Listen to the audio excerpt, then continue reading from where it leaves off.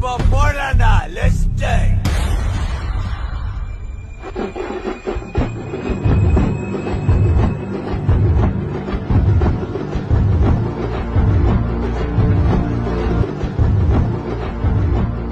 பெரிய 6வது வருஷம் ஸ்டார்ட் ஆகுதுங்க.